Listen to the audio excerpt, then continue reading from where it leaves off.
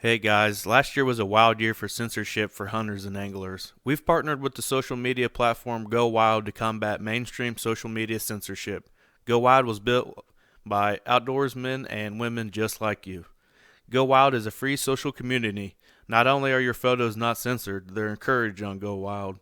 GoWild gives you points for things like sharing your trophies, gear reviews, and inviting friends. As you're in points, you unlock awesome rewards too, such as gift cards, free swags, knives, huge discounts on brands like Garmin, Vortex, and so much more. Oh, and if you're creating a free account, you unlock $10 just for trying it. Visit and download GoWild.com to get started. Use the promo code BRB for an additional 10% off your order. Thanks, guys. What's up, everybody? Welcome to episode 19 of the Blue River Bow Hunting Podcast. I have a really cool guest on with me this week with Dan Mathews, the Nomadic Outdoorsman. How's it going, Dan? Man, I'm doing really well. How are you doing? Not too bad. We got some weather coming in, so I've been trying to get super ready at the house, salt, get everything ready because looks like here in Indiana we're gonna get a boatload of snow in the next couple days. So I'm trying to get prepared, get food. You know how it is. Go to the grocery store and there's nothing left on the shelves, kind of thing. Oh yeah, I feel that. We same thing here. They've already canceled all the schools here in town. We haven't even had a single snowflake, and they already shut it down. And I'm like, that means my kids are going to be home all day tomorrow. I got podcast recordings to do. This is going to be tough. Yeah, they kind of already said the same thing. Even at my work, I work at Eli Lilly's pharmaceutical place, and they're pretty much saying Thursday and Friday don't even bother because we're Jeez. gonna get like a lot of rain, and then that's gonna turn to ice, and then we're getting the model shown anywhere from 10 to like 22 inches where I live, so it's Jeez. about to get pounded on. I know. I'm like, man, why are there no hunting seasons going on right All now? Like right. tomorrow morning would be the best day to be out in the woods. I wish I was more into coyote hunting because I feel like it'd be really fun to get out there, with it snowing like that and get you all dressed up and go hide in a fence row somewhere and shoot coyotes. But I haven't really ever geared up towards coyotes. Like I go with some buddies and stuff, but it's not something I've ever like really, really dove deep into. And I feel like I would like it, but it's just another thing that I'd probably be obsessed with. Oh yeah, I just got into it. Really in the past like 10 days. We borrowed a buddy's electronic call, and I've always, I mean, any hunt that I'm on, if I see a coyote, it immediately turns into a coyote hunt, Oh yeah. that type of thing. But I've never really put a ton of effort into it. We've killed like 8 coyotes this week, man, and I'm hooked. I absolutely love it. That's awesome. That's a pretty good number there. Do you guys do like the derbies and all that stuff out by you? I've seen a couple posts about it. I've never entered them, and I probably should because we kill big coyotes out here. Like if we actually try to kill them, we find them pretty easily. We've had, gosh, out of the 4 days that we've hunted in the past week, about I think 3 of those days we had coyotes coming to our call in less than a minute. And I mean, one of them, like, it was dead on the ground. We had already high-fived, and it was like 50 seconds into calling. So Oh wow, yeah. he must have been super close. Oh yeah, we had a double the same way. The next day it was a minute and 36 seconds. We had 2 coyotes come in, and yeah, I love it, man. It kills the time between deer season. Oh, absolutely. That's kind of what I like about waterfowl, which we'll get into that here in a little bit. But once deer season's up, it I feel like it occupies my time a little bit until there's something else or I'm getting ready for turkey season or whatever. But waterfowl kind of fills that void for me there at the end of the season when it's super super cold and sitting in a deer stand with a bow when it's 5 degrees outside isn't the best thing because it's how it is when you're bow hunting when it's that cold. You got all that Yep. gear and stuff on. It can be tough. Yeah, it definitely can. I will say I would much rather be like frigid cold. I'd rather sit in a tree stand in 20 below than in 70-degree weather. I cannot stand sweating in a tree stand. That drives me crazy. Yeah, me too. Early season can be rough here, man. I think our opening day this year was like 80 degrees, and some of the spots we got, it's kind of a track back in there, and I got camera equipment and all that kind of stuff, and I get to the stand and we're just like soaking wet. Yep. Well, tell everybody a little bit about yourself. Man, so I grew up hunting in Wisconsin. absolutely loved it. I was the weekend warrior, or like that 9-day Orange Army dude. I would go out with my shotgun. I still have the shotgun. It's a 20 gauge pump, and that's what I shot deer with all growing up. When I turned about 16, I got into bow hunting. I bought a Martin Magnum Jaguar, and that was my first bow. And I shot the hearts out of targets, like 100 arrows a day minimum. I just fell in love with it. And then moved down to Missouri. Enjoyed hunting still, but from Wisconsin, man, I would not hunt public land up there. There are so many people out there, and you know, we'd run into people with a beer in each pocket and the rifle in their hand, and I'm like, dude, I'm not about to be the guy walking through getting shot. And so I No. avoided public land for a long time. Sold my bow when I moved down here and just went straight to rifle. And since then, I've bought bows, and I feel like I cycled through bows as fast as I do underwear. I mean, I just love shooting new things. And so, yeah, started a podcast this past year, and it's taken off. I just talk to everyday hunters, whether they're into squirrel hunting or finding moose sheds or chasing mountain lions with hounds. Like, I just like to hear about different opportunities that are out there and accessible to me. And I just love to travel. And so my podcast is called the Nomadic Outdoorsman. And I travel and hunt as much as I can. And I'm actually starting a new podcast this coming week called The Western Rookie. And the whole purpose of that is to help people from the Midwest or even the East realize how accessible Western big game hunting is. Cause I thought it was out of my reach growing up. I thought, man, I'd never get on an elk hunt, a moose hunt, a mountain goat hunt. And now I've been able to do all three. And I think just about anybody can do it if they save a little bit and make it a priority. So yeah, that's it for me, man. I will chase anything that has a legal season. And if it doesn't, that just means there's no bag limits, right? So like coyotes, they've got seasons, but it's like there's no bag limits on them. I love to just be outside. And so if there's something going on, you can find me in the woods or on the water. Sounds perfect, man. That sounds a lot like me. I'm for the longest time, I hunted really just Indiana and Kentucky for turkeys. Was lucky enough to have some property down there. I still do. It's a little different than it once was, but I never really got to travel much for hunting until the last couple of years. And then like you said, I kind of just made my mind up and started doing it. And actually, it's funny that you bring up Wisconsin.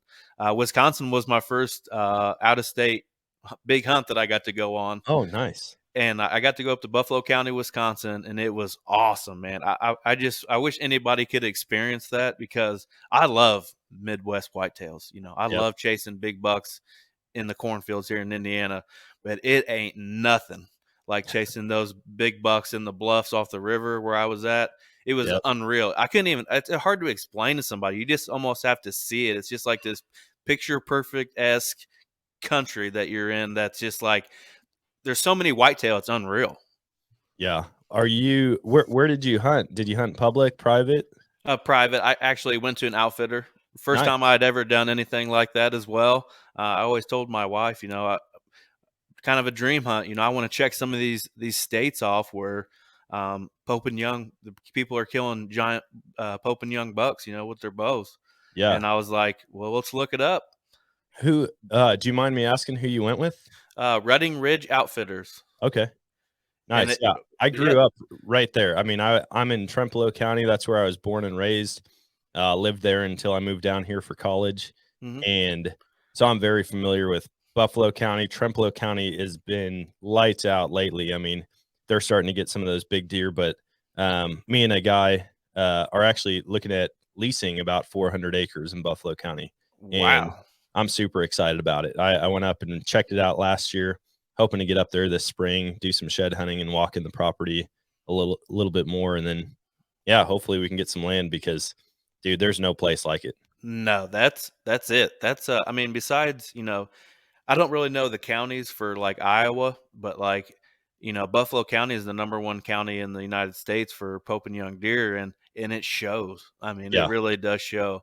The outfitter is just a couple miles north of Alma, Wisconsin, there on the Yeah. river, and it was awesome, man. Everybody was super friendly. The guy that I had there for a couple days, he was awesome. He used to be a cameraman for Pat and Nicole on their TV show, and he Nice. saw how big I was into filming, so he gave me some pointers and stuff like that. And we had some beers over at night and stuff, and it some people have a sour taste in their mouth when it comes to outfitters, but the ones that I experienced when I went up there, it was like I went up there with my buddies. I mean, I went Yeah. up there by myself, and these people treated me like I was family. And it was awesome. I was in there, the first day I got there a day early, and hell, I was helping the guy cook and stuff before all the guys came in. We're throwing meat on the smoker and having beers and stuff, and it was just like I was at home, man. I just felt like I was at home up there. Yeah, I mean, they do hospitality right up there. They'll offer you a beer, offer you a spot at their table, put you in the right tree stand where you're going to shoot the biggest buck. I mean, I really do love Wisconsin, and the outdoor opportunities are endless. I mean, between trout fishing or muskie fishing, you can find bass up there, the turkeys, the deer, and even they're starting to open up elk seasons and things like that. And so I think right now that's only for residents, but they're growing the herd. I mean, they're doing that kind of all over the country, but hopefully here soon, residents can start applying for, or non-residents can start applying for tags. But there's nothing like whitetail season, man. I'm telling you it. I mean, you got to experience it, but for anybody who hasn't experienced a Wisconsin whitetail season, holy cow, it's lights out. I remember growing up, I'd sit on the ground on a bucket or on a stump or a dead tree, and I might have 45, 50 deer just walk through. We wouldn't have feed out. We never put trail cameras out. We would just sit, and it was just like there's that many deer that you will randomly have 45 deer just walk in front of you throughout the course of a day. That's about what happened my first day. So when I booked this trip, I asked the guy. We had several phone conversations before I booked anything, and I said, what? Don't bullshit me. What's the best time to come up there? And he said the last week in October. The last week in October. So that's perfect. That's when I want to come then. So I was getting a lot of details. That's a lot. It's about almost 9 hours north of where I live. So I knew it was going to be cold, but they got this big cold front right when I got there. I think they got 7 inches of snow the first night I was there. So I was bow hunting in the snow in October, which is that don't happen where I'm at. Yeah. And it was just super cold. I mean, the day I shot my buck, which was my last day, I think the high that day was like 14 degrees or something. And it was a type of thing where they drop you off in the morning, and unless you're calling them, they're not coming back until after dark to come get you. So you had to brave the elements all day. You had to be prepared. They even like hooked you up with a lunch and stuff, which was awesome because I already had one packed up for myself anyway, so I had an extra Double lunch. meal. Yeah. And it's kind of cool. The story when I shot my buck, I was actually eating my lunch. They had fixed like a uh, summer sausage sandwich, and you could tell it was venison meat. And Yeah. I'm sitting there just mowing down on the sandwich. I'm starving. It's cold. I just happened to look down the bluff, and there was a buck cruising just outside some bedding. And I hit a grunt call a couple times. He looked up, and it actually took him 45 minutes to make his way all the way up that bluff just because it was so steep. And he got to me, and he kind of skirted me a little bit, 50 yards ish, went into the bedding, disappeared, and 2 hours later he made pretty much the exact same trail out of that bedding. But when he did, he skirted me at 15 yards, and that was a huge mistake. Yeah. Dang, man. That's awesome. There's nothing like rutting whitetails in the snow. Because I mean, you lose that element of the crunching leaves. You might not hear them coming in, but when you're hunting in the snow in Wisconsin, like you can see a deer 200 yards away in the woods because it's just white and then there's movement. And Yeah. that's my favorite time to hunt. I love hunting in the snow.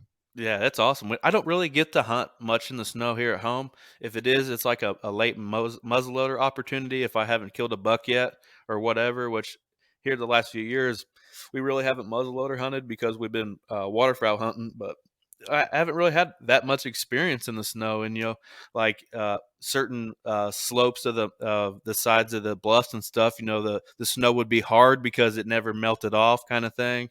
And Yep. then, it was strategic how they were setting people up. It wasn't just like, hey, you're going to this stand today. They're pulling property maps out. we're sitting there talking about, barometric pressure, the wind, everything you can possibly think of, and then getting set up. And it was unbelievable. I met some really cool people along the way too. Like I said, I went up there by myself. So, you can't be shy in that situation. You're going to have Yeah. to talk to somebody, and I'm not shy when I'm talking to somebody. So, Yep. Yeah. so talk about hunting Missouri, just in general. What's it mean to you, and like what kind of opportunities you get yourself into? Man, I've been doing everything from dove and duck to frog gigging to whitetail hunting. Recently it's coyote hunting. I like to my buddy got or a friend that I met a couple years ago, he was into chasing after rabbits with beagles. And I did that a couple times and I was hooked, man. I mean, Yeah. anything with a dog, I feel like is a ton of fun. You bring a dog out and get a dog involved, whether it's shed hunting or rabbit hunting, it's a great time. But when I moved down here, I really didn't know what to expect. Growing up in Wisconsin, I used to hunt right there in Alma on the Mississippi for waterfowl. It was unbelievable. Oh, I And I would can't imagine. walleye fish right there below the dam. I watched a dude catch like a 13-pound walleye right there. I mean, just so many cool outdoor opportunities. Moving down here, I was kind of worried. I was like, am I gonna lose that love because there's nothing here? Come to find out, man, they grow big deer down here. Like they really do. I've seen 180-inch deer that, these are free range whitetails and they're just sitting out in the field in front of me at 350 yards. I haven't got a close encounter with one yet, but I just love all sorts of hunting. I'm probably in the woods 3 to 5 days a week. Luckily, I've got a supportive wife, but yeah, whitetail hunting with a bow. I mean, that's my sweet spot. That's where I love to be. But if that's not in season, man, I'll be chest deep in a cattle pond picking up bullfrogs with my bare hands. That's awesome. So, like, talk a little bit about the property that you're deer hunting there in Missouri. What kind of land we talking about? We talking about flat with some sets of woods, or are we talking about big woods? So there's no big woods except for right across the street. Unfortunately, we've got probably a 12-acre chunk of woods, a 15-acre chunk of woods, and about an 8-acre chunk of woods, and it all sits on 230 acres. There's a big pond kind of in the center south of it, um, but there's a creek bottom that runs right through the property. I would say 80% of it is accessible by cows. Like cows are just in there all the time. And so I've kind of avoided that spot, like those spots, but we also see a lot of deer there during rifle season. Like we shoot deer in the cattle pasture quite a bit. But my main area, I mean, it's like 12 acres of woods and it's beans on the south and on the east of it. I mean, just big bean fields. And so we basically hunt the edges there. We leave the woods alone. That's kind of our sanctuary. And we've got deer that come from the neighbor's property. They kind of corner hop the fences and they get in from the corn. They might come into the beans for a little bit, or they'll just go straight from the corn into the woods. And so we're hunting, evenings a lot, mornings quite a bit, and there's typically pretty good deer movement. I'm very blessed. Like I don't have to pay for this property. We knew the guy when we lived out there. He's since passed, but his sons took it over and they're out of state, and so they let us hunt there. But we don't have any hunting pressure. There's no hunting pressure to the north. Nobody hunts at all to the north. Nobody hunts to the east. Nobody hunts to the west, and there's one bow hunter to the south. And so we've kind of got deer that are on a pattern that's going to be undisturbed by most people. That's awesome, man. I think, you talked about hunting those edges on the ag. Man, that I feel like that gets overlooked quite a bit and maybe not doesn't get its credit that it deserves, because that's what I grew up doing here in Indiana, hunting edges of ags. I mean, we don't really have big woods here where we're at. It's mostly like 15 acres here, 80 acres here, just spots of woods all over kind of thing. Yeah. And I've killed some of my biggest deer, transitions between those big woods on edges on the ag. If I showed you some of these places I killed these deer, you'd be like, I don't even know why you were sitting out there, kind of thing. But you just, when you do your homework and you hunt a spot for a while, you, especially during the rut, man, they're all over the place anyways. So, Yeah. trying to be, strategic and get on one and you hunt some of those transition on those edges can be absolute money. Oh yeah, it definitely can. My biggest issue is we've got a big river right across the street, and they run those river bottoms during the rut. And I can almost guarantee that I'm not going to see most of my shooters once the rut hits, but I'll have random ones come through that I've never seen before. Like a couple of years ago, I ended up shooting one, but earlier that day, I saw a 180-inch deer, 350 yards away. Never seen it before. No cameras, no trail cam pictures of it, no sheds. I mean, I didn't know that anybody in the area knew about this deer at all until months later. But my biggest buck that year, I had him on trail camera, and he was coming in very consistently until the rut hit. It was always nighttime. I mean, he was definitely the dominant buck out there. He ran that river bottom all the way down, probably 3 miles away, and got shot opening day of rifle season. Oh And man. so that's the heartbreaking thing. I mean, we've got a lot of deer activity. I see them all the time, thousands of trail camera pictures. Like late summer, I'm probably getting 2,500 trail camera pictures every week. And then it just shuts off, man. The rut hits, and I'll get some, but definitely not the locals. They're all chasing does around. So You talked about the river bottom. We hunt quite a bit on the river bottom, and it seems like what you're saying. You have some guys that are in there, regulars, as you want to call them. You see a certain buck or bucks on a regular basis, and then like you said, it's like a flip switches, and then it's like they're gone. But while they're gone, there's somebody else coming through there. yep. And we took a trip to Ohio this year to hunt public land, just kind of winging it, kind of thing. And while we're in Ohio, we had a couple bucks, probably in the 140 to 150 range, show up out of nowhere and like back to back days, and we're just kicking ourselves like we could be at home right now, not sleeping in a tent and shooting. Probably if we would have stayed there long enough, which most of the time during the rut we're there all day for the most part, trying to film. And that's a heartbreaker. You're Mhm. 4 hours from home and you getting trail cam pics of giants 20 yards from your tree stand. Oh yeah. We traveled quite a bit this year. I mean, we typically travel a lot, but there were a couple trips that were out of my control. And I remember I went out the afternoon of the day before a big trip. And so I get out there and I'm like, man, I'm just going to run out. I've been super busy. I'm going to go check my trail cameras quick. And I'm not I think it'd be cool to have cell cameras, but I love to be outside. And so it's like, I, one of my favorite things to do is go out and pull cards. And I just don't think I could give that up.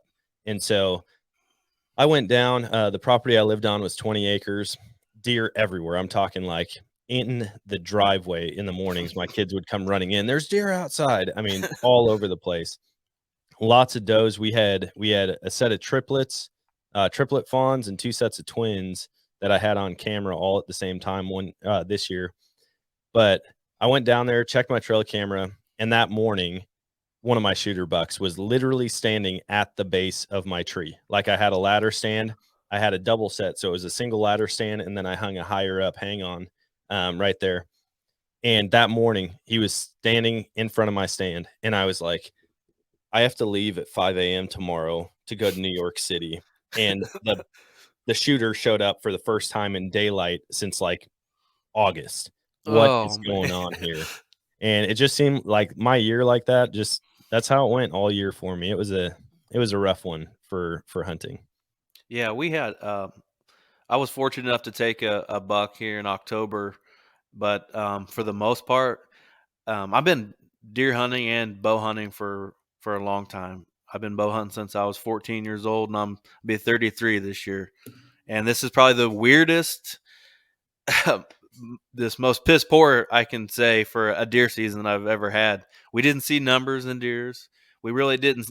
I Besides a few hunts, I didn't really see that rut activity or even a lot of pre-rut activity because I normally see more pre-rut activity than I do rut activity. It was just the weirdest season, man. I'm used to going out and at least seeing, maybe 4 or 5 deer and maybe at least a couple. There was periods in October where I would go a week and I maybe seen 1 or 2 deer the whole week.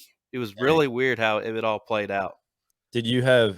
Was it really warm there this year? Did you have Yeah, it was pretty warm there, warm for the most part. We had a few cold fronts come through, and that's when you have to hit it when it's been warm like that. But I don't really know how to explain it, man. It just wasn't a normal deer season here, and a lot of people around here have been saying that. Yep. And there's a few guys out there that were super successful and shot some absolute giants, and that was probably had to do with a lot of the property that they were on. But a lot of my buddies here, we just didn't have. I mean, I can usually shoot 5 to 6 does myself if I choose to shoot that many deer. Yeah. I didn't shoot a doe this year. Oh man.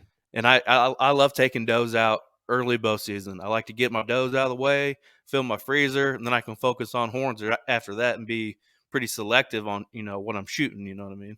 Yeah. Yeah, we had a pretty warm year here this year, and I feel like the rut normally, like, the rut is pretty condensed. You have like a week of real heavy rut activity, and inside that week it's really like 3 days of just nonstop. Like, no matter what time of day, there's deer out in fields chasing each other. This year it seemed like it was spread out for like a full month, and it was like the lightest rutting activity. I mean, just hardly noticeable, but you might catch a buck chasing a doe on the neighbor's property through your binos or something. But there just didn't seem to be that hot time where it's just like go, go, go. None of my trail cameras reflected that. I mean, it seemed almost non-existent this year. And I'm kind of thankful for it, only in the sense that I missed basically the full first week, actually the first 2 weeks of November hunting this year. I was in Colorado for one of those weeks and then in New York City for the other week. And so I'm like, man, it's kind of good that these bucks haven't been patternable at all, because somebody may have shot one of them, and it just sounds like none of the neighbors had any luck this year either. So I know a couple of my shooters made it. I saw trail camera pictures, and now it's just figuring out who the poacher is on my property. Someone's got a cell camera up, and they dumped 50 pounds of corn behind my stand, which I had to pull my stand because you can't hunt over bait here, and I just didn't want to get busted for that. Yeah, I don't blame you one bit on that. I wouldn't want to be in that situation either. Hopefully you catch who's who's ever responsible for that. I've got pictures of him. I haven't posted them on Facebook yet, but I went and pulled the card out of his cell camera, and I didn't even know they took cards because I have no experience with cell cameras at all. But pulled the card out, put it in my computer, and the very first picture was him. He must have been like in his bathroom testing the camera, and so I just got like a mug shot of him staring at it. So I know exactly what he looks like, but none of the neighbors seem to know who he is. That'd be a kind of a funny story if you just kind of like ran into this guy at like Walmart or something, Oh or yeah, out on the town, like, "Hey, you come here!" I just pulled my phone up like, dude, I got you. You're busted. Right? Like, you got some explaining to do, bud. Oh yeah.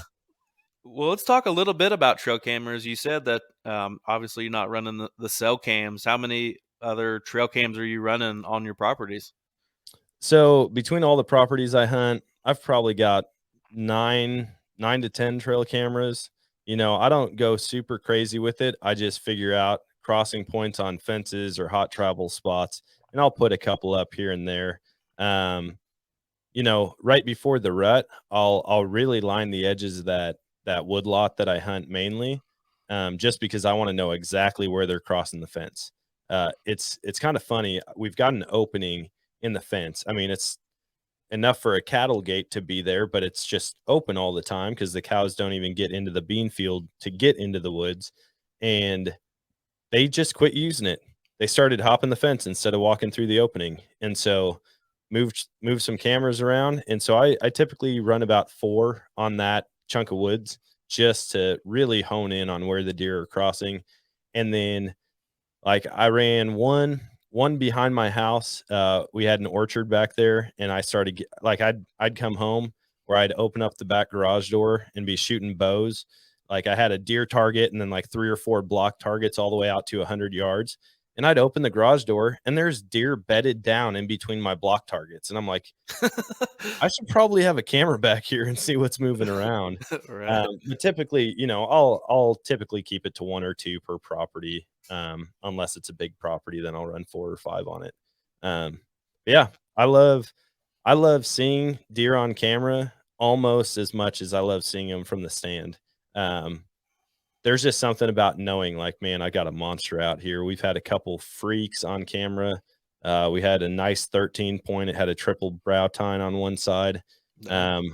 My buddy sent me another property that he's invited me to go hunt on. I'll have to share the picture with you. It looks like a reindeer. I Oh mean, wow. it's just, there's like no structure to the antlers. It's just like they're growing everywhere, super tall and awkward.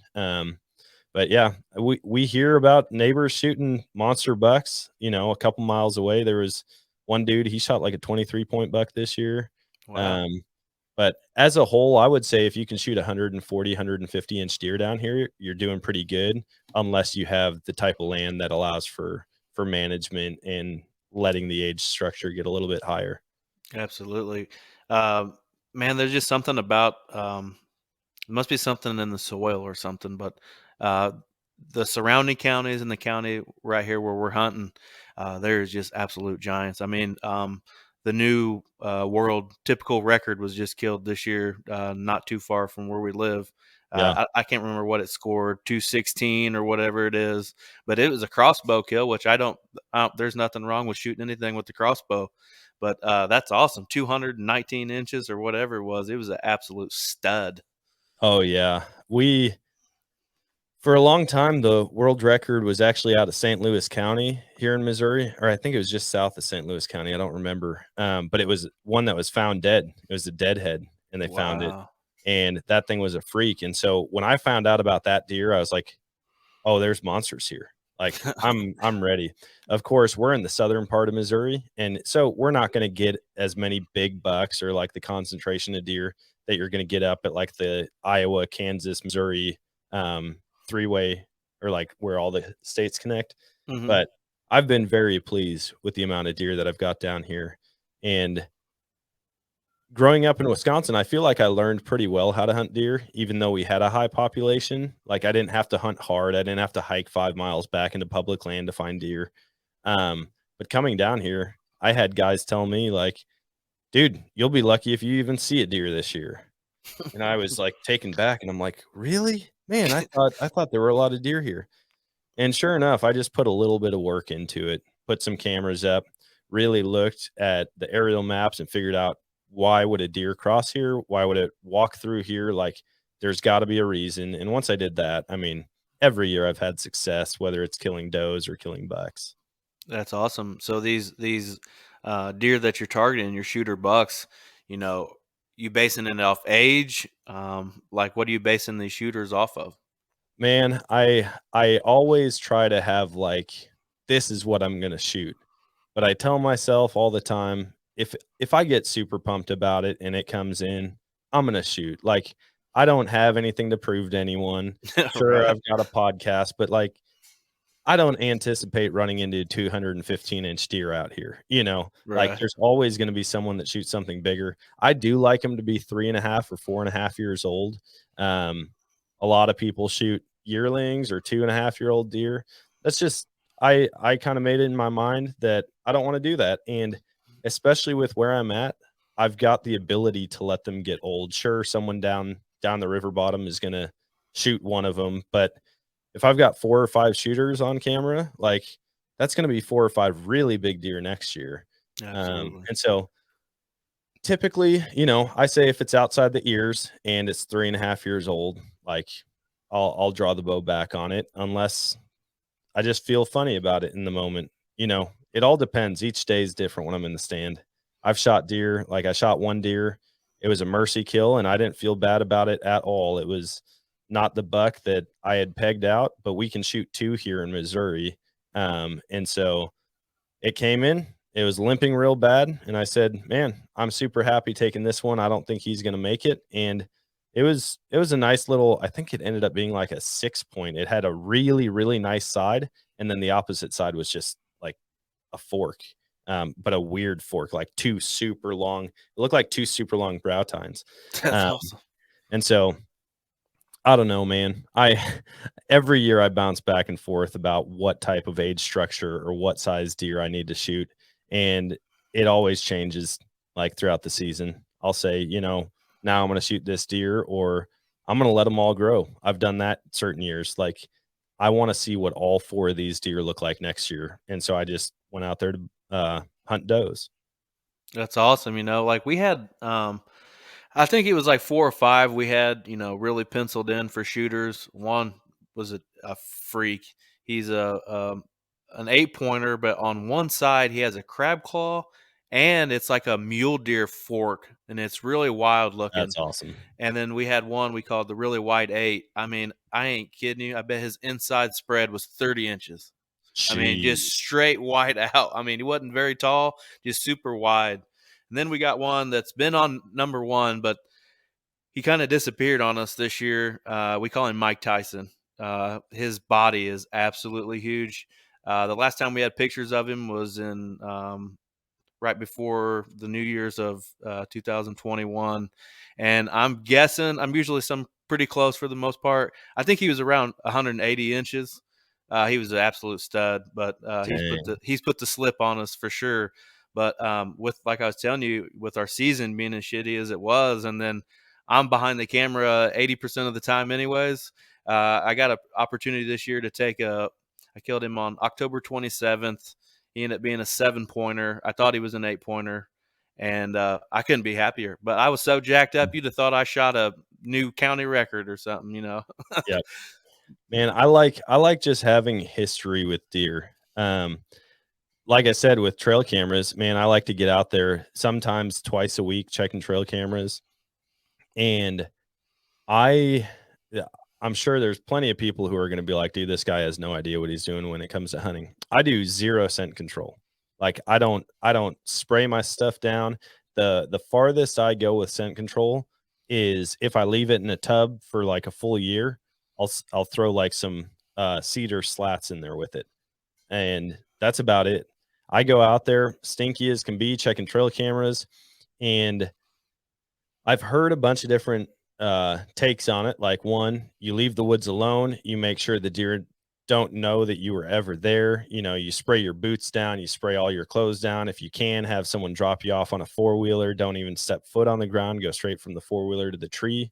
And I've gone the opposite way, and I've heard just as good of things about that, where if you're out there, the deer are going to get used to you being out there.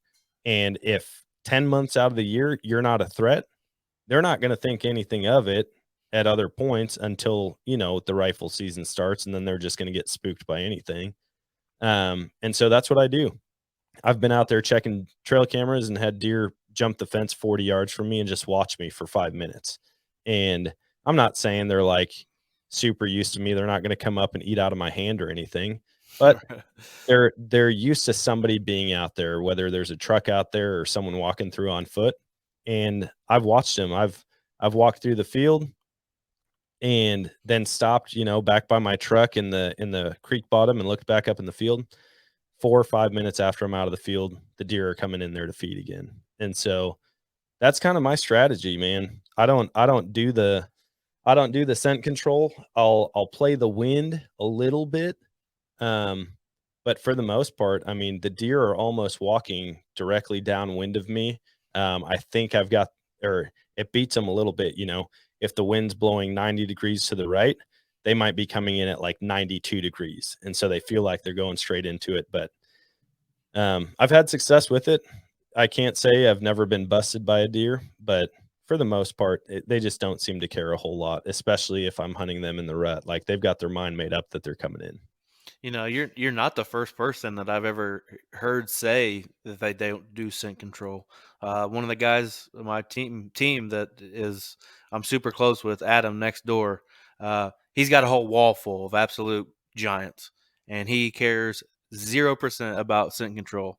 And he always teases me because I go through all these rigorous things, and maybe I should switch it up a little bit. Maybe I should not care much about it. Maybe I can just put myself in situations like I don't get busted much either.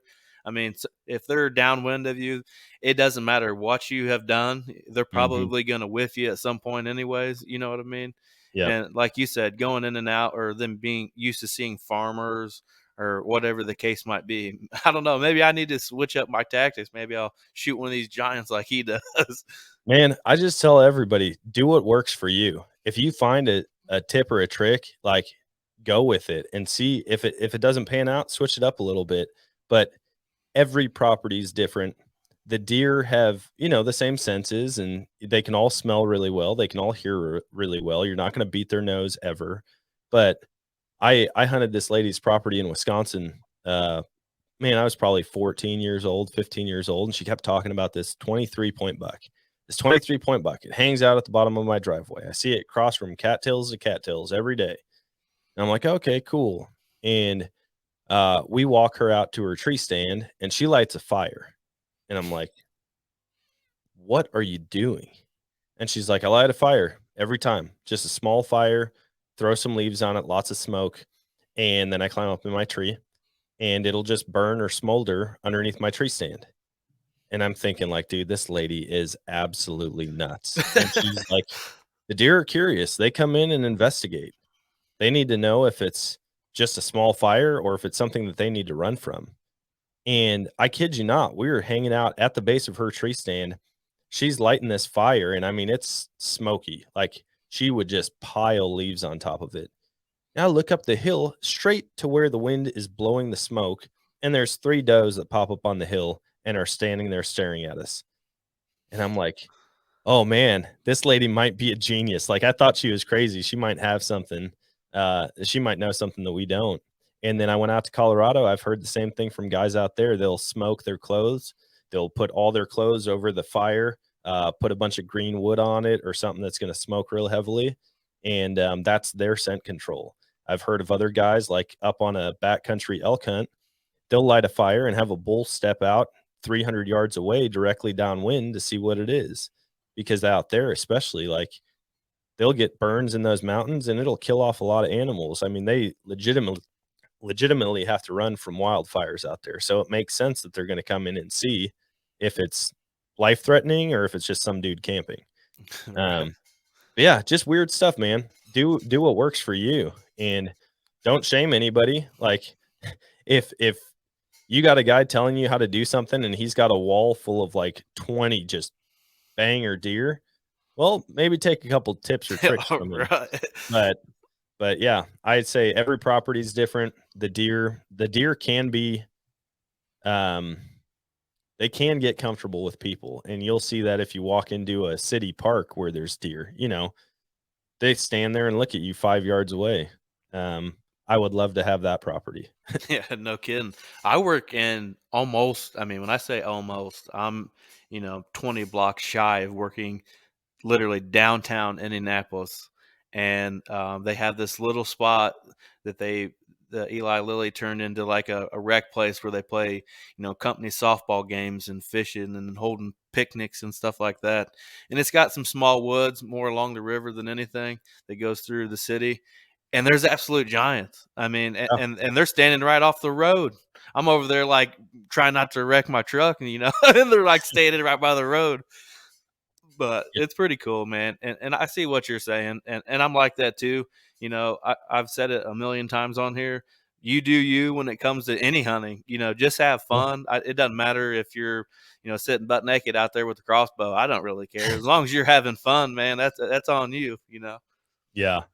No, I totally agree with that. I just love learning, and I discovered that I did a lot of things in the outdoors based on what I was taught, and I didn't learn them for myself. And I hear from people who are like adult onset hunters, they are students because they didn't have the person telling them how to do it early on. And so they had to learn and they had to figure it out. And some of those guys are the best hunters out there. I mean, they have just learned from their own experiences. And I can definitely say that in college, I was not a student of whitetails at all. I just did the same old thing. I'd sit in the same stand in the same spot, and if a deer was going to come in, it was going to come in. But if you just if you try to really be a student of the game that you're pursuing, you're going to be a better hunter and figure out the strategies that are going to work to connect with big whitetail. Like there's one dude, I wish I knew his name. I heard the podcast years ago. He has killed almost more Boone and Crockett deer than anybody in the world. And Wow. he said he hunts public land and he goes just in from the parking lot.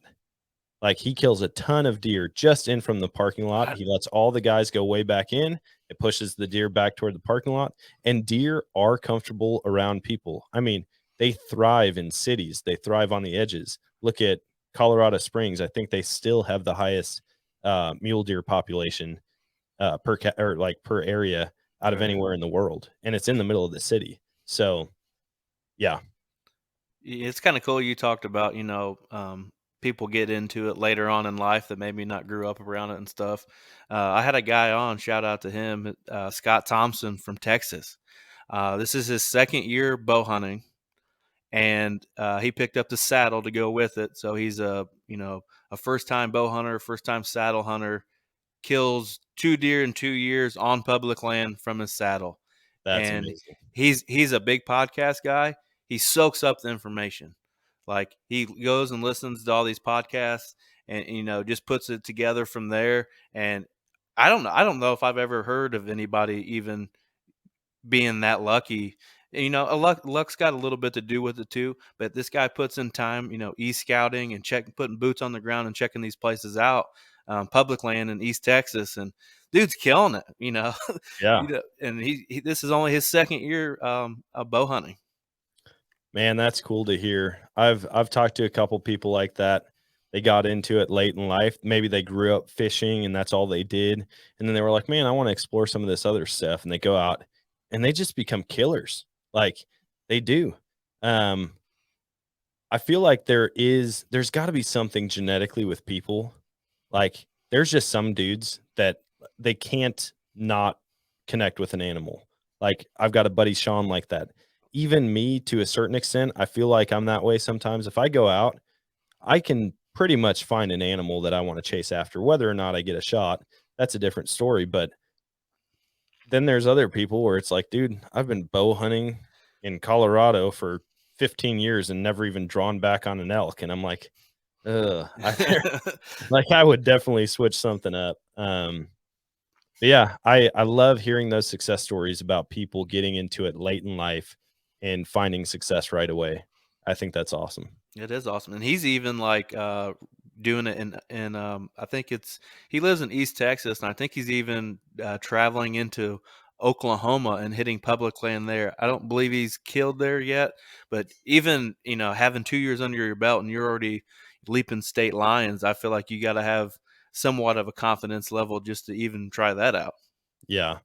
I mean, there's so much good content out there. You can hear a dozen different good ways to hunt whitetail deer, just by hopping on YouTube or starting to look for podcasts. Even the hunting public guys, the Seek One guys, like, you listen to those dudes, and they hunt unconventionally.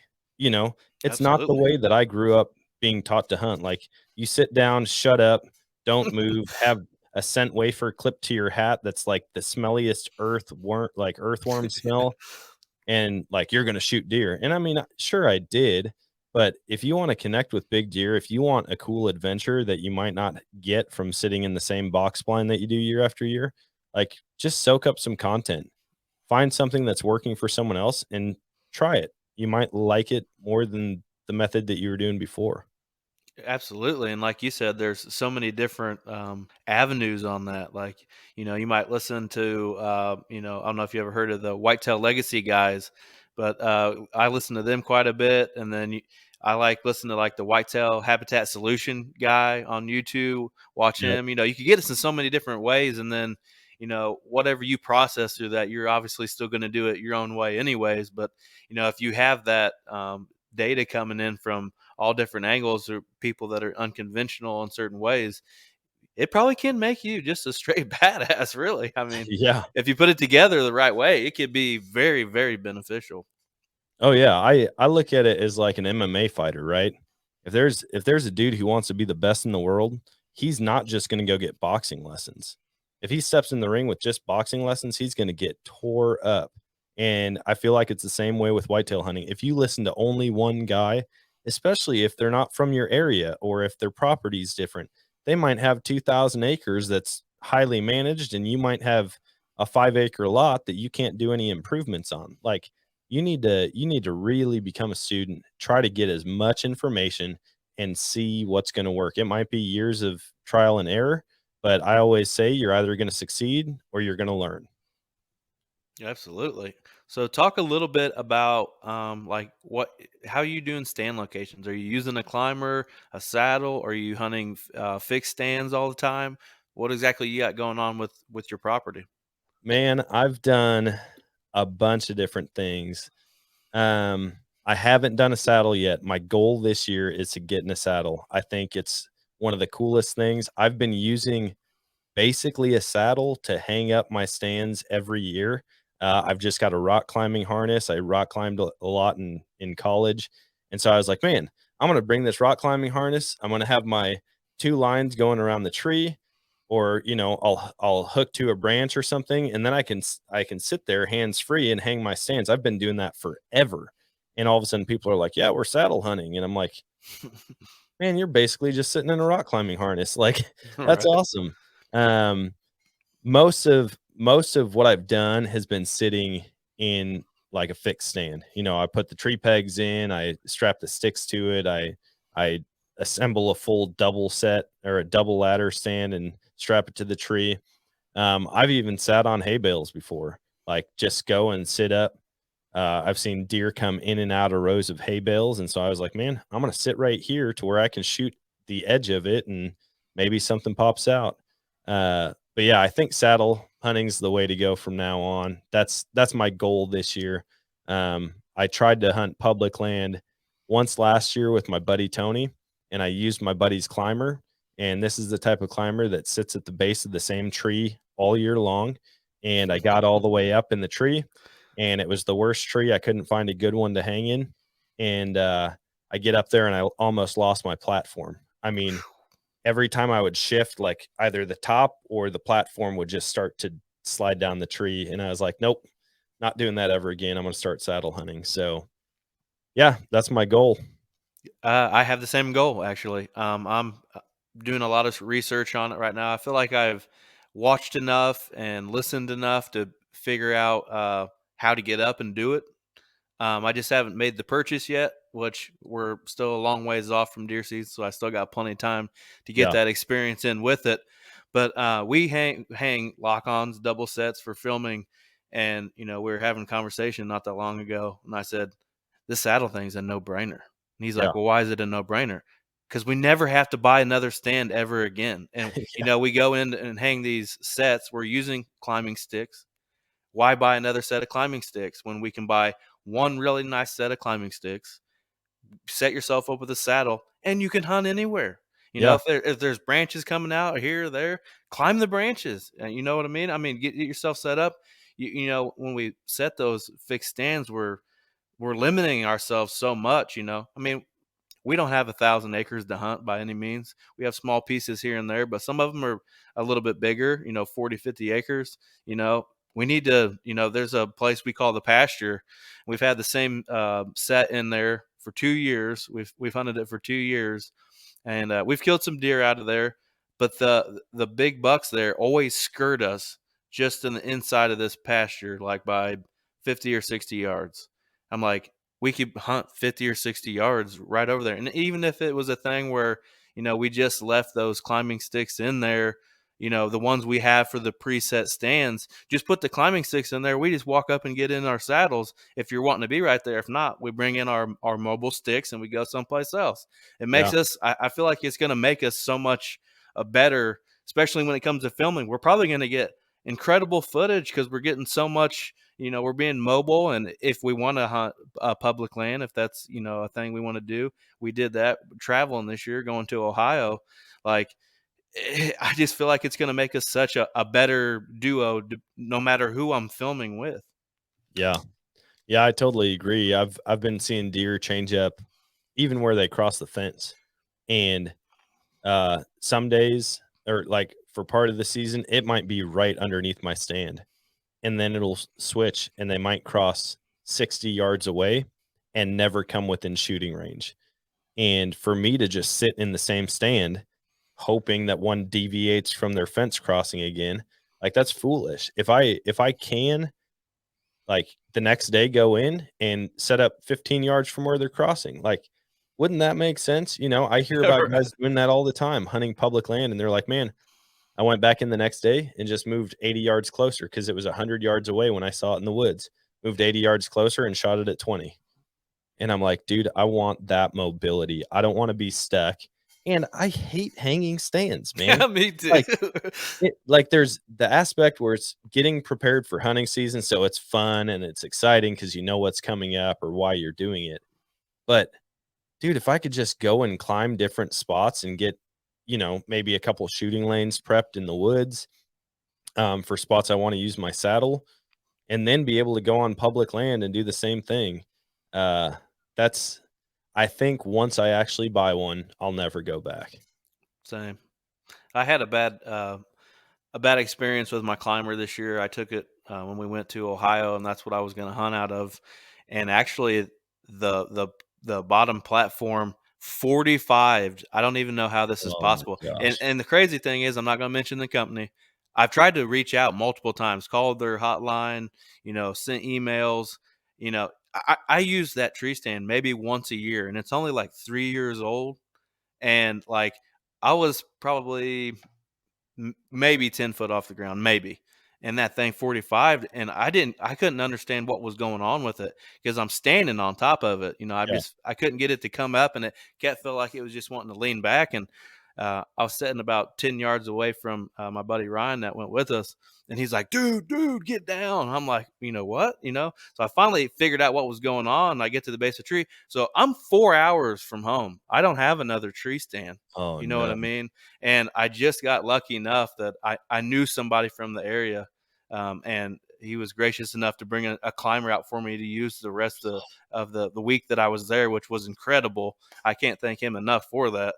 And I was just thinking to myself, man, if I had this saddle, I have to carry this big thing in here and sweat to death, and it would just be so much better to be mobile and lighter and that kind of thing. Well, and I hear about those guys that do it all the time, and they're like, man, if I'm not worried about noise, I can be up in the tree in like 5 or 6 minutes, fully set, uh bow bow knock, or I mean the arrow knocked, everything. And they're like, and if I am worried about being quiet because I'm right next to a bedding area or something, I can still be up there in 12 minutes, fully set, ready to go. And so I'm like, man, it's going to take a little bit more every time you go out. But the safety side of it, that's big to me. I've got two little kids now. I can't imagine, taking a dive out of a tree stand. I'm obviously never worried when I'm clipped in sitting there, but people fall when they're going from their tree stand to their pegs or to their ladder all the time, and I just don't ever, I don't want my passion to jeopardize, my health or like make things more difficult for my wife or kids either. So I think the saddle's got a lot of benefits, and I'm super excited to finally do it. My goal is to have it before summer so that I can practice with it all summer. I'm gonna set up my bow range again, get up and just practice being up in the tree, climb every time I go out and shoot my bow, just practice climbing the tree. Even if it takes 12, 15 minutes, get up there, shoot a couple times, climb back down. Yeah, that's my goal too. I'd like to get it at least before my birthday, which is in June. I'd like to have everything wrapped up by then, so it gives me a couple months to get that practice in. And we own some property across the road from our house, and it's a hardwood, so I got plenty of trees to pick from. And I'll probably try to climb more than one tree when I'm practicing, so it's not the same thing. Climbing the same tree every time. And I would love to shoot out of one and get that process down of you maybe shooting behind you at certain angles and stuff like that. But the thing I'm really wanting to practice on is being able to get up in it at a decent, not super fast or not super slow, get a decent pace going and be able to set my camera equipment up pretty quickly because with our lock-on stands that we have, and I've gotten so quick at it. We get up the Mhm. tree, I'm putting the base on for the camera arm. I got that wrapped up. Before he can even get his bow up, I'm almost putting the camera on the arm already. I'm just Yeah. gotten a good routine going. So my next question is, what kind of bow you toting around? I've got the Mathews VX3, or sorry, the VXR 31 and a half. I switched to that this year. My wife got it for me, or took me to the bow shop for my birthday. Nice. And I had a Bowtech Prodigy before that, and I absolutely loved it. I didn't have a lot of negative things to say about it. I was dialed in, shooting pretty decent groups out to 60 yards. I just like shooting long range anyways. I think it's a lot of fun. I've never shot a deer even close to that far, but my last name's Mathews. Right. MT. I'm from Wisconsin, just like they are, and so I've always been like, man, I want to get a nice Mathews. I've had a couple of them over the years, but finally I went and got this one and switched to a single pin sight, the quick adjust. Mhm. And holy cow, man! One of my favorite things to do is just go out in the backyard and shoot nine. I think the farthest I was shooting out there was like 96 or 98 yards, Dang. and I mean, at that point, I'm, like, super pumped just hitting the target, but, like, All right. watching that lighted knock just lob all the way out through the orchard and then just connect with the block, there's nothing like that, man. I That's mean, awesome. I'll still only shoot, max of 40 yards probably on a deer. Obviously, if it was an elk with a bigger vital area, maybe a little bit farther, but, um yeah, I love shooting long range, man. If I had a spot to shoot 200 yards or a big enough target where I wasn't blowing out, $12 arrow setups every time I missed, I'd be doing that because it's just cool. I don't know Oh yeah. why. That's awesome. We get a lot of buddies coming over and shoot in the backyard and stuff. And we got this one block target. It's a dartboard. So Oh, nice. we'll play darts against each other in the yard with our bows, which is can be pretty fun. Yeah, I'm hoping just all the connections that I've made through the podcast, I really want to do like a weekend get together, kind of like a rendezvous or even like the total archery challenge. The property that I hunt, I've got free access to kind of do whatever I want. I mean, we let somebody that we sorry, we let somebody that we know have their wedding on the property. It's not even our property, but we contacted the landowner. They're like, yeah, just tell them to get the cows off the property for the day and you guys can have the wedding out there. That's So we've done awesome. that, and so I'm like, "Man, it's enough land, there's enough terrain changes." There's thick woods, there's field edges, there's creek bottoms, there's a pond, and so I'm thinking about trying to partner with a local archery shop and see if we can get some 3D decoys out there and have just like a cool weekend deal where you're going out and maybe trying to shoot a moose at 150 yards or like have some type of scoring deal and then have like a big like a game feast where everybody brings different things, whether it's frog legs, quail, pheasant, rabbit, deer, moose tongue, who knows, man. I think it'd be fun. Speaking of wild game, I go to one every year called the Winter Fry, and it's coming up here in a few weekends actually. And it's like all the old time farmers started it way back in the day, and it just evolved into a thing where it's like it's awesome, dude. There's like probably 5 or 6 people, and all they do all day long is fry fish.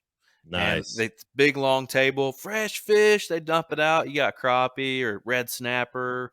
I've tried all kinds of stuff, and then everybody always kind of brings something. There's stuff I've tried there I never thought in a million years I would try. Like one year, this guy had a big thing of these meatballs, and I was tearing them up. I had 4 or 5 of them. There's a lot of alcohol beverages consumed at this party, and the guy goes, "You like him, don't you?" I said, "Yeah." I said, "What is that? Doesn't taste like a hamburger." He goes, That's bear meat." I'm like, dude, Nice. that shit is so good. I eat the whole Yeah. pan myself, but it's kind of cool. And then, everybody in there, they're diehard hunters. So you're hearing stories from people's years, or you have the occasional guy run in from outside. Hey, there's coyote out in the field, and 4 or 5 guys take off running to grab their rifles, out of the back of their truck. But Yep. it's pretty cool. We got something like that we do every year, and I can't wait just to see some faces that maybe I haven't seen any, since the year before. And then, there's some guys that come straight from the goose fields because our goose season's still in, and they're all decked out and they're got their dogs with them and stuff, and they got a whole bed full of honkers. But it's pretty cool to have a party like that. I could see where something like that would be really cool, especially if you added like an archery shoot in with it. Oh yeah, we do a big party here every year. It's called the White Trash Succotash Bash, Oh, and we started it, gosh, 15 years ago, and it was the blow stuff up party. It happens every year on the 4th of July. We used to blow up like grills and microwaves and old TVs, radios, things like that. And we'd always have like a Civil War Roman candle war. And so you just start out lined up across and you shoot at each other. Well, it evolved year after year, and it got to the point where our frog season opens up at sunset on the last day of June. And so we go out all night long frog gigging. And I'm talking like you're catching frogs that are 18 inches nose to oh toes. yeah. And we would go catch a bunch, and then we'd save them for the 4th of July, and we'd fry them all up. We'd smoke a whole pig. We'd have a giant skillet with succotash on it, and then people would bring, deer meat or quail or pheasant or fish. I mean, doing a catfish fry. And so the past couple of years, it's been about 200, 215 people that would show up for that thing. And I've talked to people like that I didn't even knew anybody from around here, and they're like, "Man, I heard that down in Southwest Missouri, they have this big party called the White Trash Bash or something like that." And I'm like, "What? How does people know about this from 5 hours away? It doesn't make sense." But I'd love to get something like that together, just have a good time with a bunch of people that love the outdoors and could really appreciate some good food. Absolutely. So talk about a little bit. I've seen like on your social media and some of your pictures and stuff that you get into some waterfowl. Talk about that a little bit.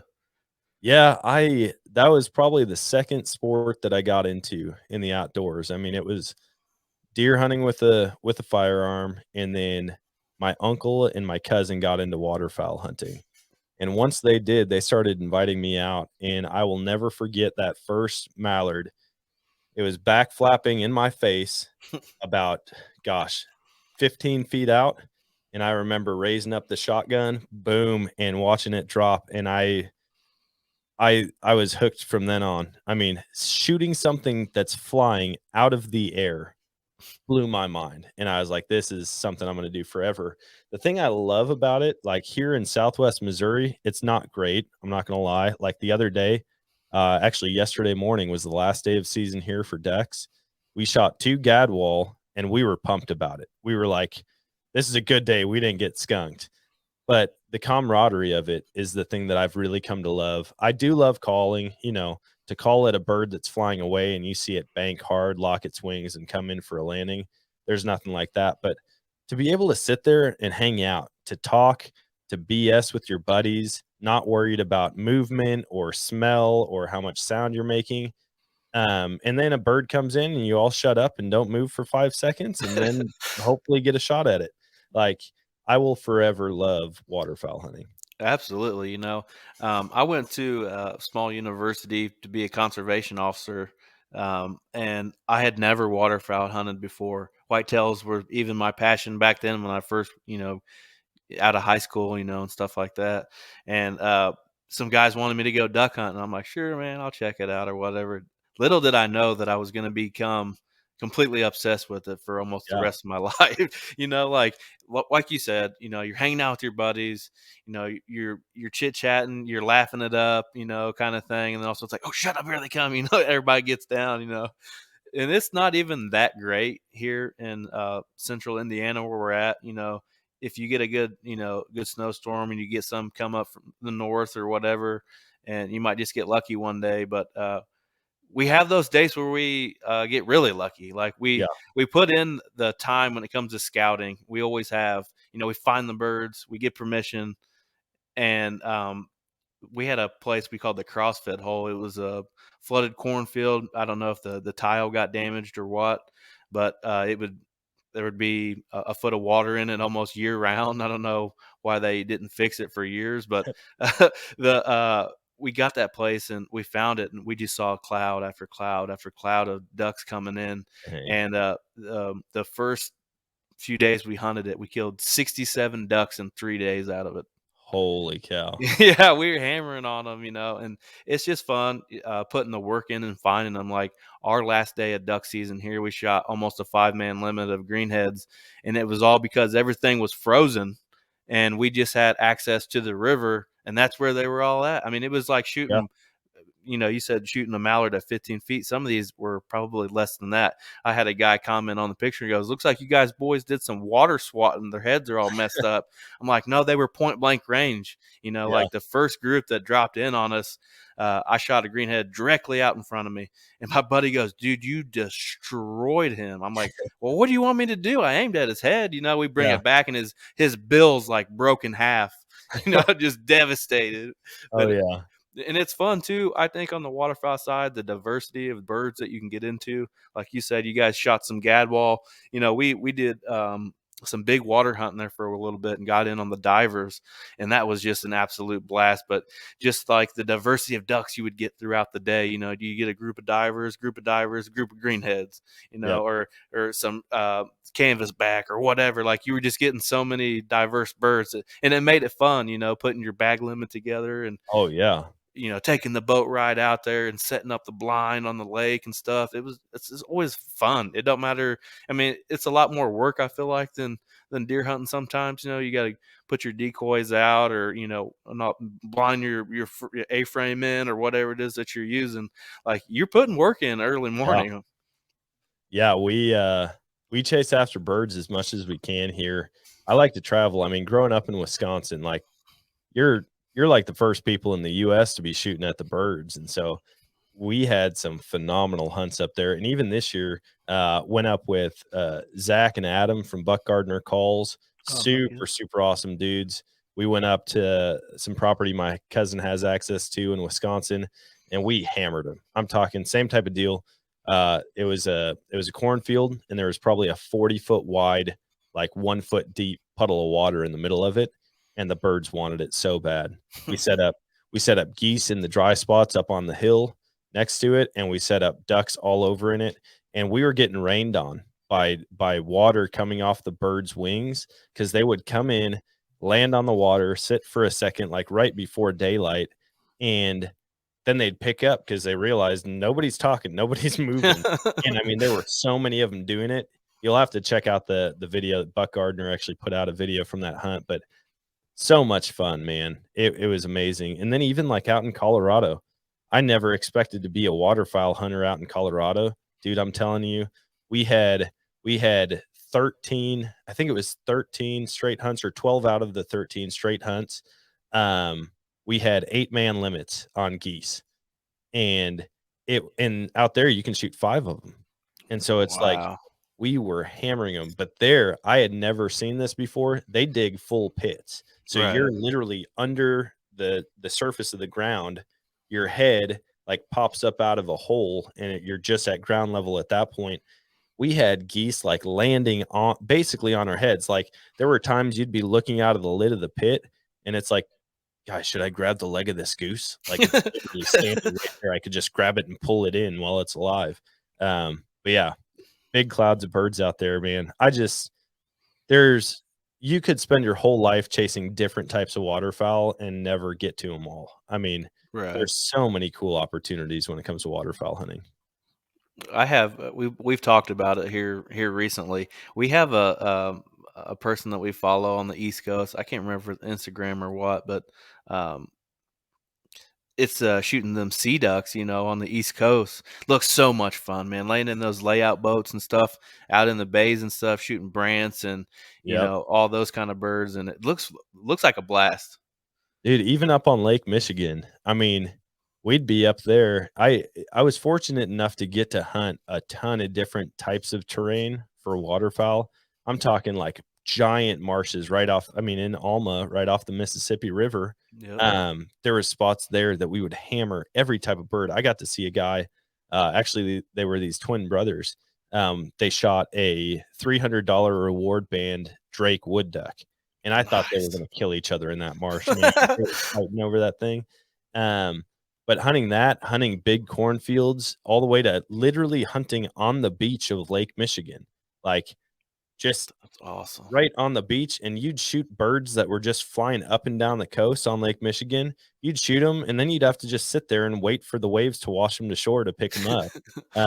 Just lots of cool opportunities, and it'll be something I do for the rest of my life. I can't wait to be that old dude at like the public land, like 85 years old, trash talking all the young kids. Like that's my goal. That's what I want to be one day.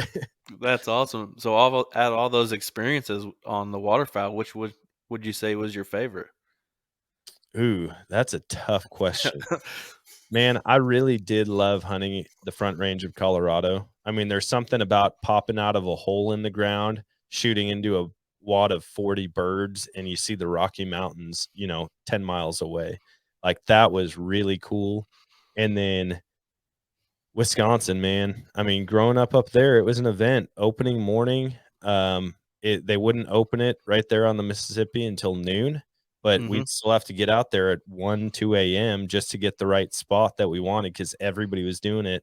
And then you spend the whole morning, you make a fire, you grill bacon and eggs on a little propane grill. I mean, everyone's doing it. You're talking to people that are hunting 40, 50 yards away from you, and then all of a sudden it's like 11:30 and people get real serious. And I mean, you never think about shooting birds at noon, like that's always Right. the time that everyone goes home and takes a nap or something before they come out for the afternoon. But it's like we lived for it, man. I'd say those were probably two of my favorite memories when it comes, or two of my favorite places to hunt. That's awesome. The guy that owned the guide service in Alma actually owned a little motel right there on the river, and that's where I got to stay. And I can remember, like I said, I got there early, and I was leaving the room to go into town to get something or whatever, go out to eat or whatever, and that's all I heard. "Doo-doo, doo-doo, doo-doo, doo, doo, doo." I was like, "Man, them boys are hammering them out there." And then I Yep. saw them later on. There was guys staying at the motel that I was staying at, and they had their duck boats and their limit of birds across the side, and they're taking pictures and stuff. And I was like, man, that's awesome. I've never really got to hunt a big river like that. I mean, I've got to hunt big water as far as lakes go, but I've never got to hunt a big river like that. Yeah, it's crazy. And then when you get all that pressure out there, I mean, there's that many people pushing birds all over the place. It's like a rifle season for deer, where the deer just have no safe place. So they're constantly moving and you're seeing action all the time. It's like that with duck hunting up there. And the fact that you can go from seeing, 180-inch whitetail to being in amazing waterfowl country in 4 minutes, like it's a sportsman's paradise. It really is. I think that's why I fell in love with it. I came into town, met up with them, kind of wanted to check the town out and check the scenery out, and popped in this little hole in the wall kind of bar place. They're frying up perch and drinking old fashions, and then I'm going up back by the river and I'm seeing all the duck hunters, and then obviously getting to see some of the deer that I did. You're right. It's a hunter's paradise. I think that's why I fell in love with it. I've been trying to convince the wife that's where I want to retire. Yeah. Yeah, it's a sweet place, and then for real, you can go out and you can catch giant pike and walleye on the river right there. In the winter when the water starts to freeze over, the Mississippi never fully freezes, but right there below the dam, the water will come up and ripple and actually like melt the ice in certain spots. And if you go down at the right time, you'll see 60, 70 bald eagles, a couple golden eagles, all just like hanging out right at the open patches in the water, hoping to catch a fish. That's Um, awesome. but yeah, the atmosphere up there, the mindset up there, it's like people love the outdoors. They really do. They live for it. Even if it's just for whitetail season, like you can talk for hours to people about their experiences. Did you go to Buck Knuckles when you were I up there at all? No, I pretty much just stayed in Alma, and then, like I said, the outfitters' little hangout spot was like maybe 2 miles north of Alma, right there along that highway that runs along the river. So Yep. I really didn't see much other than that. And like I said, I was 9 hours from home, so I didn't want to venture too far because I didn't want to get lost out somewhere and something happened to me, like blow a tire. You never know what can happen. You know what I mean? Oh yeah. You gotta next time you go up there, You got to check out Buck Knuckles. It's a little hole in the wall place. All the hunters know about it. They've got a full taxidermy albino buck Oh that wow. was hit up there, and it's a tank. I mean, it's a big deer. Dang. But just a really cool place. I've been there a couple times, and all the locals. I mean, you could be in that restaurant and see some of the most well-known deer hunters to ever walk the earth. I mean, guys that know more, like they've forgotten 10 times more about deer hunting than I'll ever know. And Right. it's just a cool spot. Yeah, that's cool. You know, you have almost like a local legends in there. You know what I mean? The guys are just hammering big bucks. You know, and you in Wisconsin they can shoot 2 bucks, right? One with a bow, one with a gun. Yep. That'd be cool. You know, I've never really had that opportunity. You know, we can only kill one deer here, 1 buck here per year. Doesn't matter what weapon it's with. So I feel like that's a good rule in certain places. Indiana's probably a good rule. You know, you get the quality of that deer up. Yep. Without you still get the people that'll shoot the small ones, which that's up to them. That's if that's what they want to shoot, that's what they want to shoot. But with having that 1 buck rule, you're going to have a pretty good stock of some big bucks somewhere. Oh yeah. Yeah, I mean, the management up there, there's something about the land up there, the soil, the crops, whatever it is. There's just deer everywhere. And even with 600,000 people out there hunting and like some of the highest harvest numbers in the country, there's just still more deer all the time. And so luckily they can do it. But yeah, there's other parts of the country where it's one deer, or, like you might not even draw for a deer tag. Right. I just couldn't live somewhere like that, man. I'd be moving. Yep, absolutely. Have you thought about hunting like Iowa or something, like putting in your preference points and stuff? Man, I've reserved for the most part my out of state hunts for things that I've never done or just gotten into recently. So like I go out to Colorado every year for elk hunting. I go up to Alaska every couple years for blacktail deer. I put in preference points out west. I actually just talked to a guy on my podcast today about putting in for elk in both Pennsylvania and Kentucky.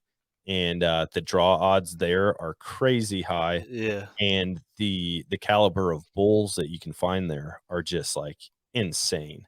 And so I want to look at more of that stuff. As far as whitetail hunting goes, it's always hard for me to go somewhere else and hunt whitetail when I've got history with deer here, and there's always that possibility here. Like Right. it'd be tough for me to go and find some random place to hunt and hope to connect with something when I'm like, man, one of these days the big one's going to slip up and walk right in front of my stand, and I am going to hate myself if I'm on public land not seeing a single thing when he does it.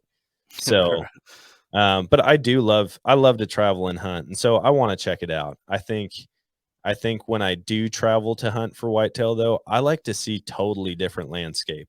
Like I want to go down to Texas, man. I want to go down to Texas and whitetail hunt, or Mexico. I want to go up to Wyoming and whitetail hunt with the Rocky Mountains in the background, or near Devil's Tower. Like I think for me it's more about the scenery than it is like just shooting a big buck. I love the whole adventure.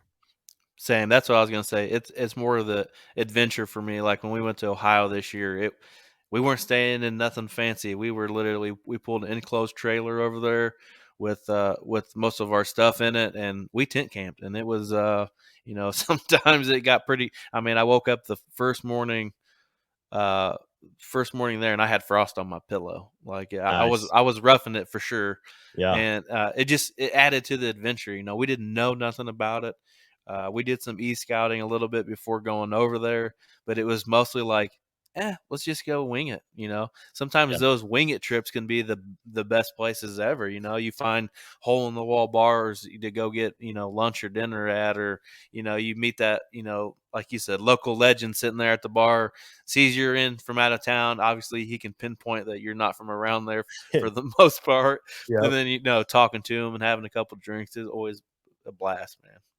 Yeah, it's just cool, man. Traveling, like I tell people, there's something in us that wants to get out and have that like escape from our everyday life and just go on an adventure. Like I can go every morning and hunt right here, but there's something about like going and staying away from home for a night and chasing after something in a different state or a different county. Um, I just love like hunting camps, deer camps.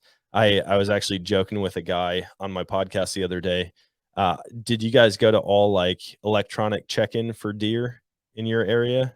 Mostly, it's mostly that. I think you can call it in, and there still is some checkpoints. I think at like some local bait shops and stuff like that. But for the most part, it's all done on your phone.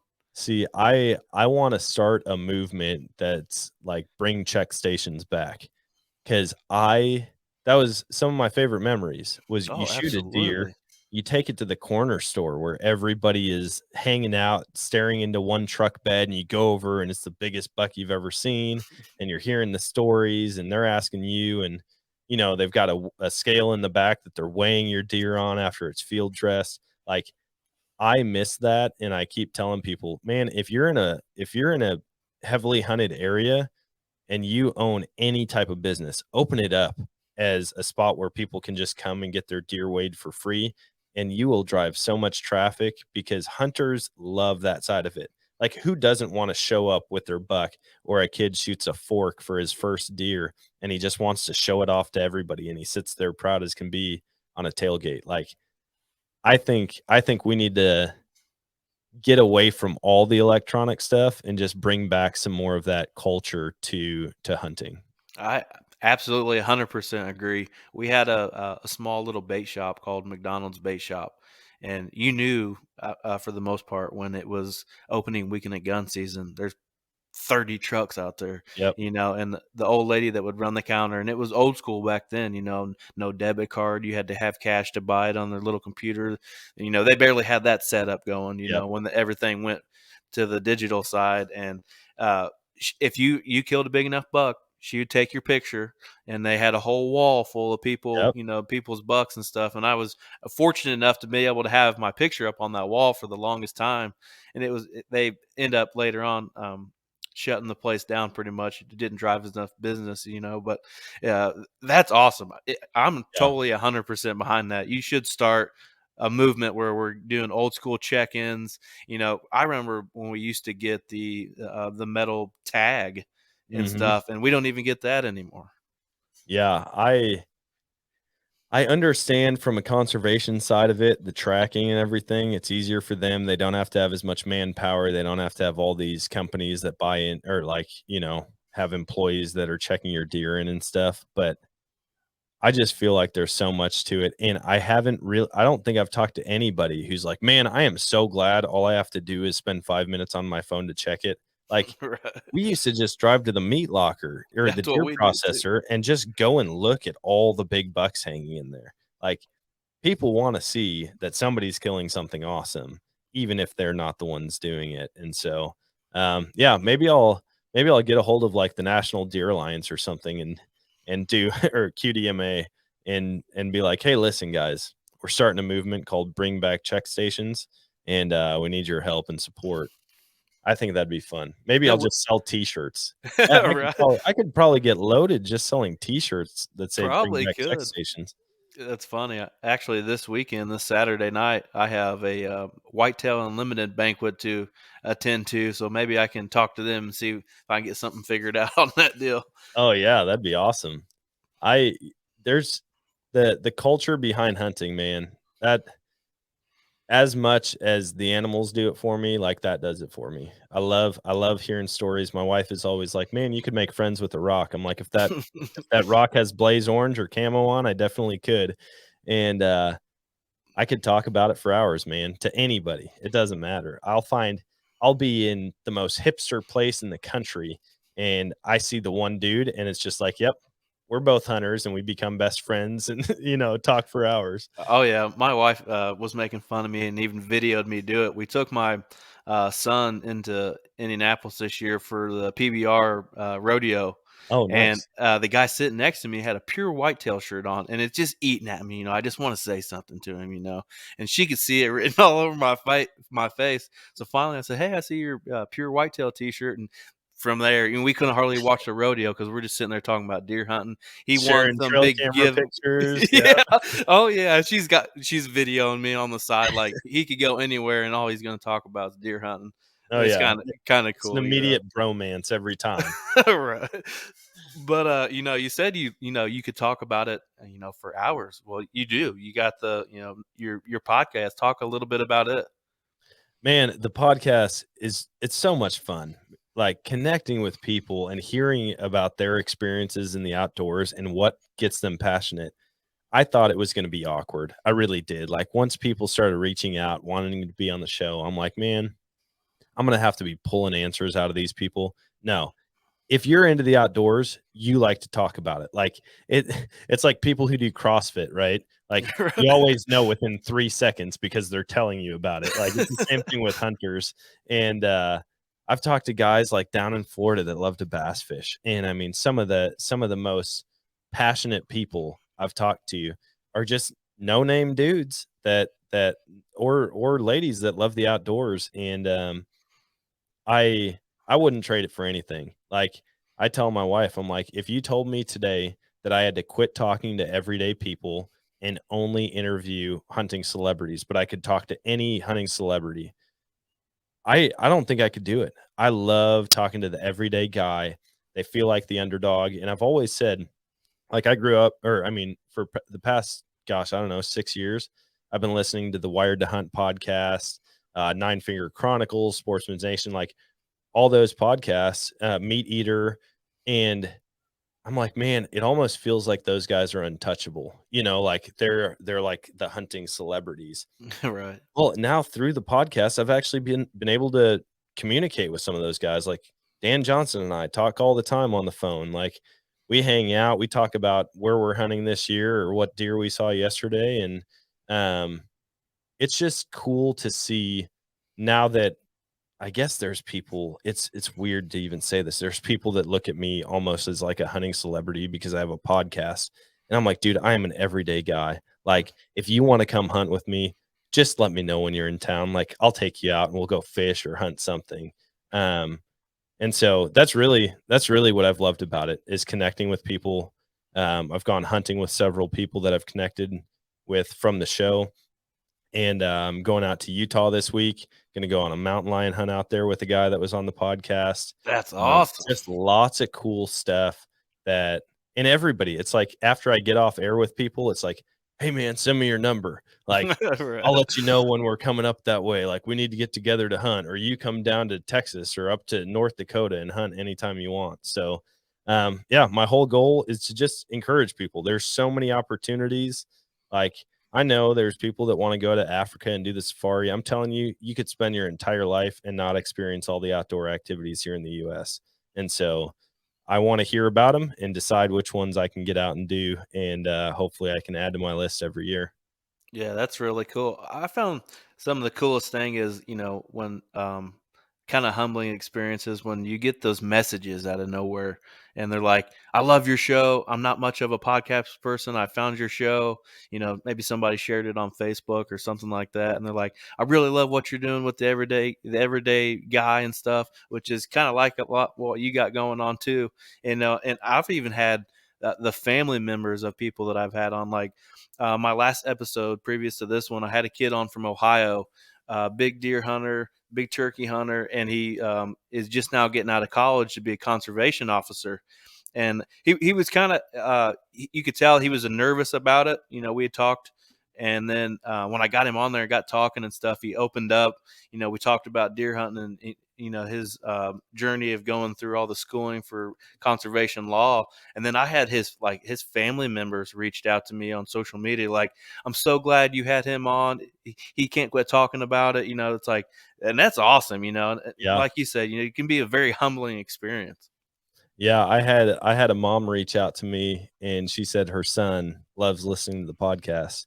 And I'm like, getting choked up. I'm like, oh my gosh. She's like, he does not stop talking about it. He listens to every episode multiple times. And she's like, his birthday's coming up. And like, I'd like to get him a couple stickers or something like that. So I send him a couple stickers, like write a letter in there for him. And then on his birthday, I just hopped on Instagram or TikTok or something, and I was like, "Hey, man, just wanted to wish you a happy birthday." And they had gotten him, gosh, I can't remember how it went down now. I think they had gotten him a crossbow for his birthday, and they gave it to him a couple days early because of deer season. And he actually shot his first ever deer the night before his birthday with his new crossbow.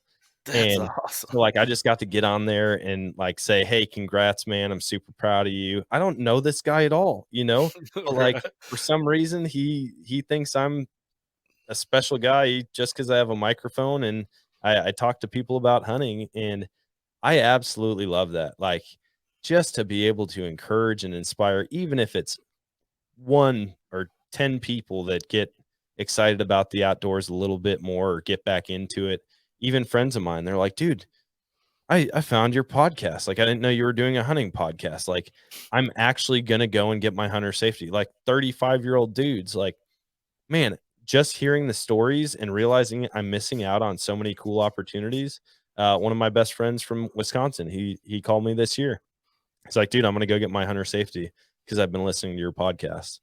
And I'm like, "What?" Like, that's awesome. Like, that made it all worth it right there.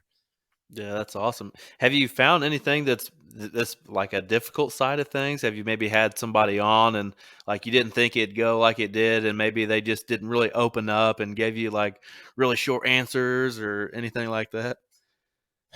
I'd say there's been a couple that, it wasn't as smooth of a conversation, or it seemed like it got awkward here and there, but honestly, like 99.9% has been good, and I would say the 0.1% that hasn't has been technology and my lack of understanding it. Like, Same. just trying to figure out stinging Wi-Fi.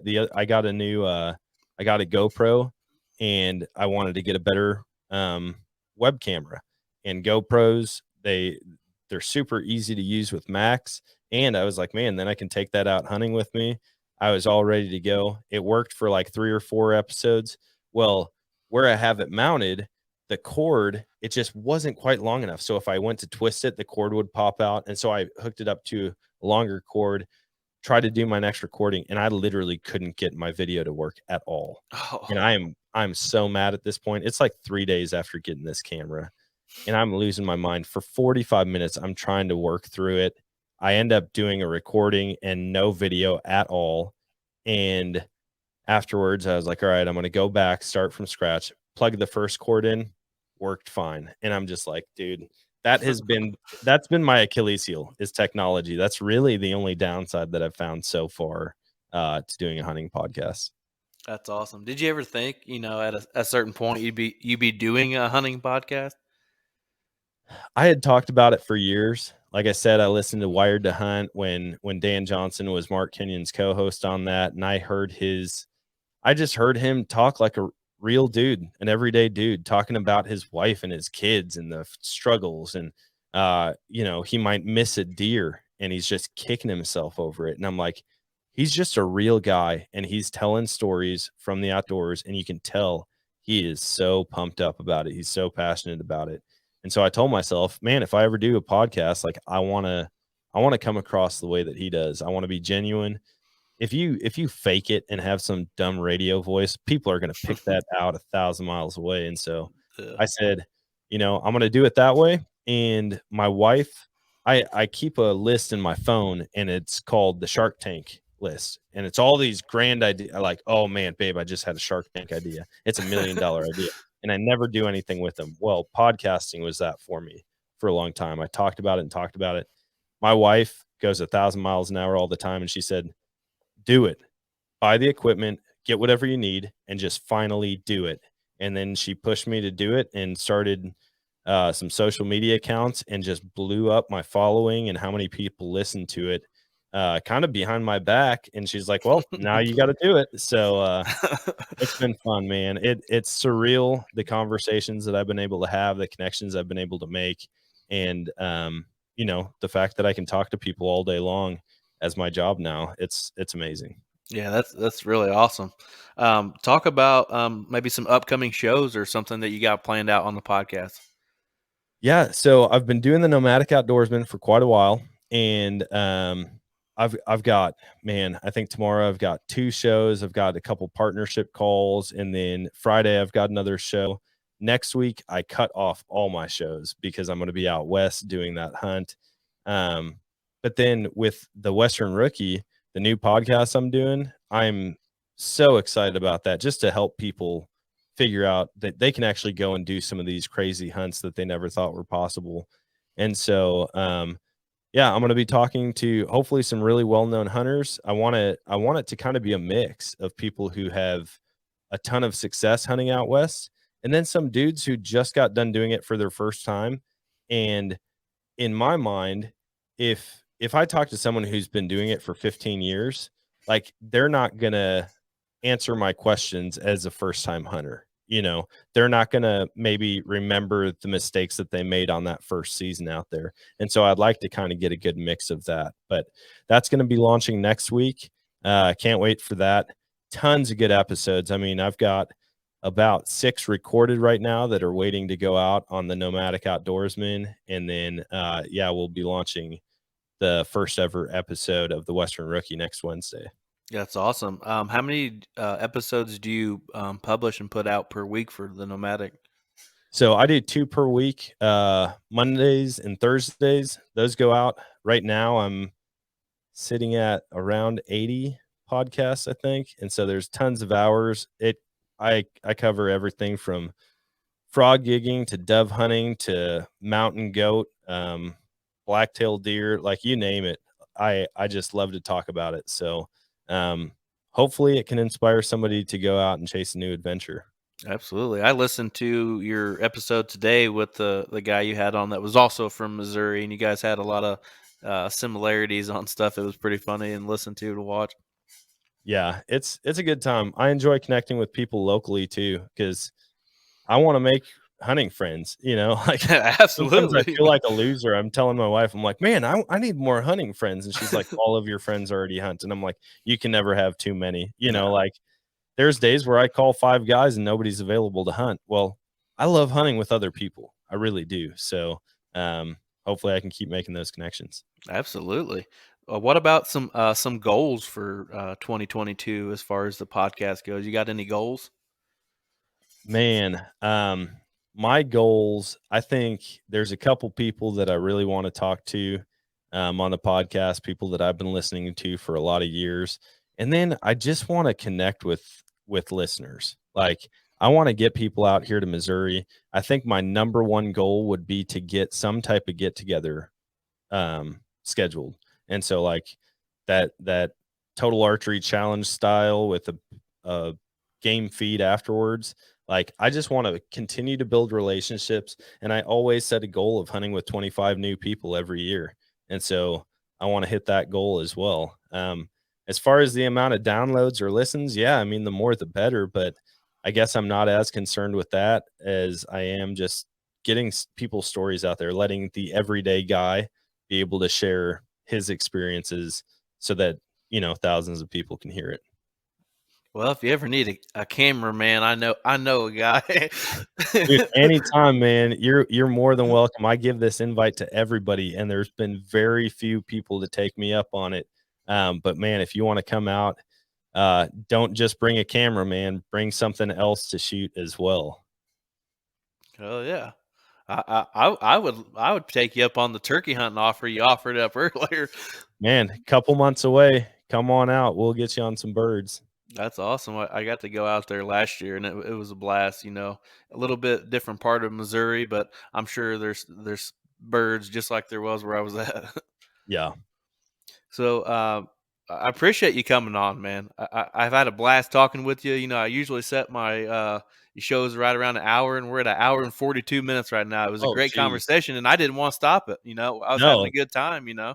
that's awesome. I know my board is normally recording everything, but because this isn't my podcast, I'm not. So I haven't even seen how long we're going. I'm like, to be completely honest, I wouldn't be surprised if it was 2 hours, and I wouldn't be surprised if it was 30 minutes, because, like, I lose track of time when I'm talking hunting. Me too, man. Well, I appreciate you coming on and everything. Tell everybody where they can find all your stuff out on social media. Yeah, go check out the Nomadic Outdoorsman on any platform. It's the Nomadic Outdoors Man, not men. So with an A at the end. But if you type in the Nomadic, it should pop up pretty quick.